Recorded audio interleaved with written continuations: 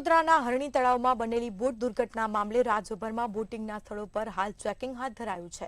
ત્યારે રાજકોટના ઈશ્વરિયા પાર્કના મેનેજરની સાથે નાયબ મામલતદાર સહિતના અધિકારીઓ દ્વારા ચેકિંગ હાથ ધરવામાં આવ્યું હતું અને બોટ સંચાલકને સ્થળ ખાતે બોલાવી સેફટીને લઈને ઈશ્વરિયા પાર્ક ખાતે સૂચના સલાહ આપી અને ઝીણવટપૂર્વક તપાસ પણ કરવામાં આવી છે।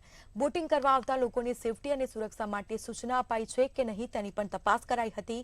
આ સાથે સ્થળ પર મેન્ટેનન્સની કામગીરીને લઈને પણ સૂચનાઓ આપવામાં આવી હતી। ગઈકાલે હરણી તળાવમાં જે રથની ઘટના બની એ ઘટનાને લઈને રાજ્યભરમાં તેનો પડઘો પડ્યો છે। મહત્વની બાબત એ છે કે ગઈકાલે હરણી તળાવમાં જે ઘટના બની હતી એટલે કે એ ઘટનામાં 12 જેટલા જે વિદ્યાર્થીઓ તે મૃત્યુને ભેટ્યા હતા। આ સાથે 2 શિક્ષકો પણ ક્યાંક મૃત્યુને ભેટ્યા હતા। કહી શકાય કે ક્યાંક તંત્રની બેદરકારી એમાં સામે આવી હતી।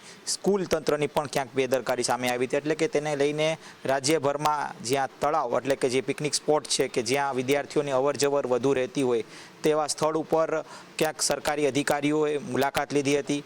રાજકોટની વાત કરીએ તો નાયબ મામલતદાર સહિતની જે ટીમ છે તે સ્થળ ઉપર પહોંચી હતી એટલે કે ઈશ્વરિયા પાર્ક છે ત્યાંનું જે લેક છે ત્યાં નાયબ મામલતદાર સહિતની જે ટીમ પહોંચીને ચકાસણી કરી હતી, ચેકિંગ હાથ ધર્યું હતું કે સબ ખૈરિયત હે કે નહીં। એટલે ચોક્કસથી ચેકિંગ દરમિયાન અનેક જે લૂપહોલ્સ છે તે મળી આવ્યા છે કે જે ઓપરેટરોની કામગીરી ઉપર પણ ક્યાંક સવાલો ઊભા થાય એ પ્રકારની ક્યાંક ચેકિંગ હાથ ધરવામાં આવી હતી કે ચોક્કસથી જો આવી ઘટના જો રાજકોટમાં બને તો કઈ પ્રકારની ઘટના થઈ શકે તેને જ લઈને ક્યાંક સમગ્ર જે ચેકિંગ છે તે હાથ ધરવામાં આવ્યું હતું। ખાસ તો બોટમાં કેટલી કેપેસિટી છે અને બોટની જે ક્વોલિટી છે, બોટની જે કહી શકાય કે જે ગુણવત્તા છે, ખાસ તો જે સેફટીના જે ઇક્વિપમેન્ટ્સ જે હોવા જોઈએ તે છે કે નહીં તેને લઈને તપાસ છે તે કરવામાં આવી હતી। ખાસ તો જે અધિકારીઓ છે ઝીણવટ તપાસ કરી હતી પણ ખાસ એ પણ કહી શકાય કે ગઈકાલે જે ઘટના ઘટી તે ઘટના બાદ ક્યાંક આ પ્રકારની જે ચેકિંગ છે તે હાથ ધરવામાં આવી રહી છે।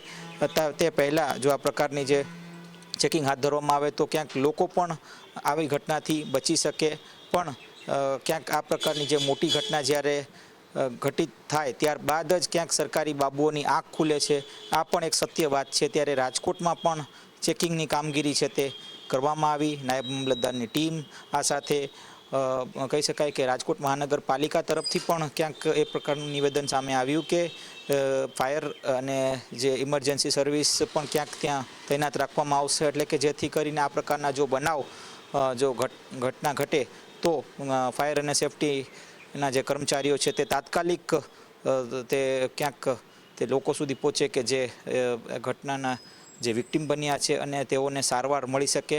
એટલે આ પ્રકારનું જે તંત્ર છે તે અત્યારે ક્યાંક એલર્ટ મોડમાં દેખાઈ રહ્યું છે પણ ચોક્કસથી એ પણ વાત સત્ય છે કે આ ઘટના જ્યારે ઘટે ત્યારબાદ જ તંત્ર એક્ટિવ મોડમાં દેખાય અને ત્યારબાદ ધીમે કરીને ફરીથી ક્યાંક જે આ જે તંત્ર છે તે અસક્રિય થઈ જાય। આ પણ એક વાસ્તવિક નરી હકીકત છે।